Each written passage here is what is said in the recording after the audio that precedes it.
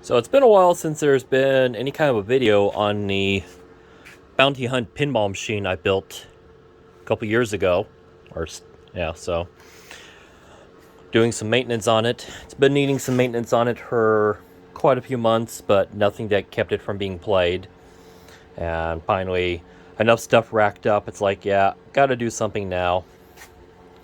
So I'm having to make some upgrades, change out some parts that I tried that aren't holding up to the test of time.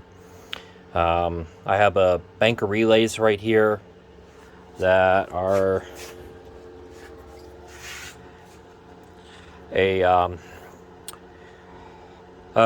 triple. Is it a triple? No. Let's see, single, double, triple. What's the four? Well, anyways, there's four sets of contacts in there. So instead of your typical double pull, double throw relay, these have four. And they just not been holding up. I've been having problems with them. I've had to replace the top half of the unit multiple times. I'm having problems with the bases. And of course, these are the absolute highest dollar, finest quality from China. So, certain things to be expected. So I'm switching out to the same kind of relay that is in everything, which is still the absolute most expensive, highest dollar, cheapest relays from China. But these are just a normal double pull, double throw. I probably have about 80 of these in use across the handful of the machines that I run in my little arcade. And I always have a bunch of these sitting around, brand new, ready to go. So if I have any problems with these, a lot easier to switch out. If you're new to this, yes, it runs off of two Ryobi 18-volt battery packs. There's 3 voltages going on. Was it 3? Yeah. Let's see what all did I have in here. Let's see. There's our 20 volt, 40 volt.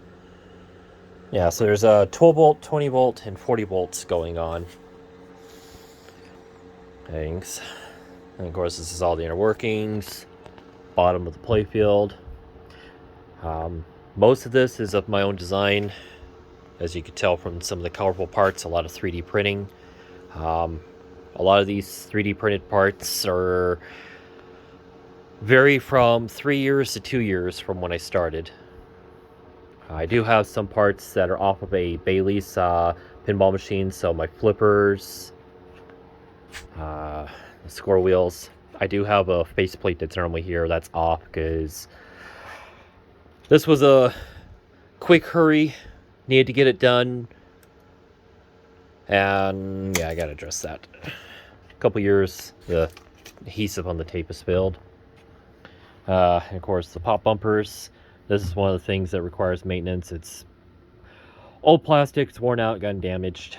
The little spike ring I had around the top and the top cap I made, those are broken. Actually, no, they didn't break. The tabs for holding that on broke. And of course, the tops are off these because I'm thinking about going in and changing out. All the lighting on this is LED. Since it runs off batteries, I do need to save power, and there is a lot of lighting on this. So I'm thinking about switching out the LED lights for a different kind. And my LED lighting is actually this flat ribbon stuff that you cut to the size you want. That's what's throughout the whole thing. The little light up boxes here, lighting up the inside. What's going on here? What's going inside the plastics here, because these light up. That's another thing I gotta do maintenance on because they kind of warped. This last big event, I had it out in September, Wasteland Weekend. The machine got set in a spot it shouldn't have been set in, and it sat in the sun for several hours before I found out. Yeah, and it had stuff over to keep the direct sun off, but it was a little windy and it blew off. And then some maintenance up here, redesign actually. the ball ejection lane. So when the ball goes past the flippers and drains, there was a rollover switch here. It gave me nothing but problems. So I switched that out. I'm going to try this idea. 2 contact pads so the steel ball will bridge the gap. And then that tells this device through another part of the system to kick it. And that shoots it up this lane. This lane has a little bit of a ramp action going on. I just redesigned this. Otherwise, this would be silver like that. I gotta pull it off, paint it. Doesn't really matter, I guess. And then there was another unit here that the ball would roll past and kind of give a little bit of a flip action, and that would give you a point. Had nothing but problems with that since day one, so I'm just eliminating that. Let me try to show you the back side of the box.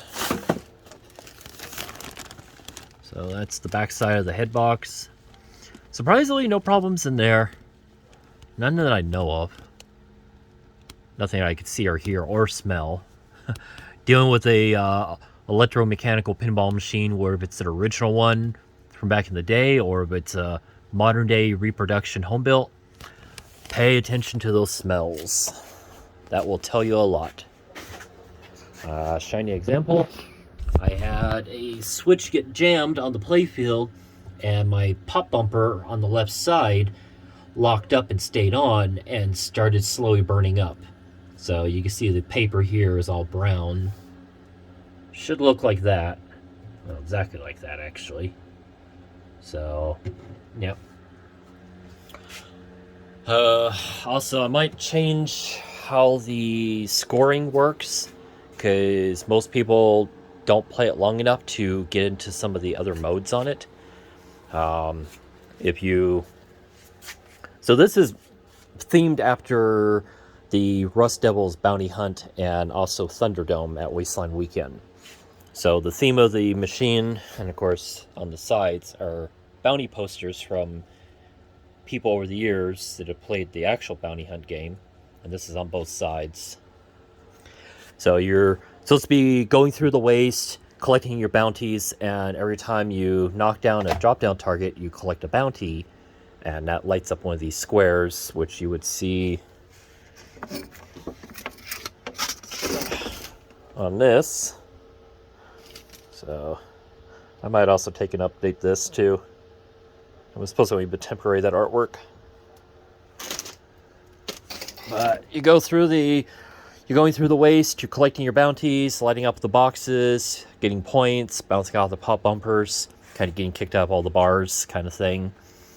And of course there's the slingshots. So you're just constantly getting kicked out of places on this thing. And as you rake up all that and you rake up the score, I forget what I have it set for on the score, but then once you get a high enough score, Thunderdome activates. And the bottom here, platform here, actually turns. And then there's the last remaining 3 boss targets that pop up in the middle. And you have to take out all 3 bosses in order to win. And of course, some little decorational stuff. I got a Pit Boy, little Wasteland themed car, the Triple F tow truck, that little character, and there's also another Pit Boy. Let me zoom back out. There's another Pit Boy that sits there. I forget which one it was. I have a few of them. So,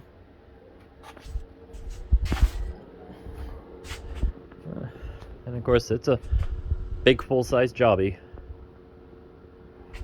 And then I have more pinball machines I'm adding to the collection. I have a Williams 21. I just recently picked up a cocktail cabinet pinball machine. That one's out of the 70s, I think. It's all the inner workings are all digital, but I think the brains in it are dead, so I might have to completely overhaul it. And then I'm also working on a visual pinball machine, so basically digital pinball. Big full-size body and everything, but it's like one of the MAME systems where you got however many pinball maps loaded on it, and that one I'm building specifically for an event called Neotropolis. That's supposed to be there's Wasteland Weekend that takes place in the apocalypse / past or future, depending on how you look at it. And then there's Neotropolis that takes place way in the future, that's on another planet. So building a few things exclusive for Neo. So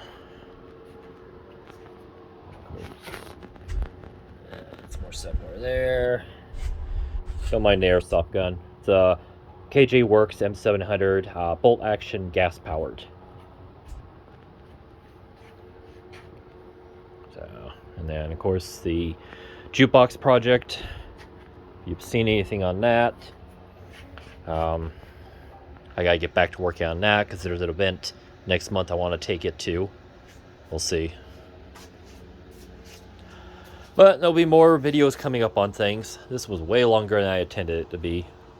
That's why you don't let me ramble. You made it this far in the video. Well, thank you for giving your time.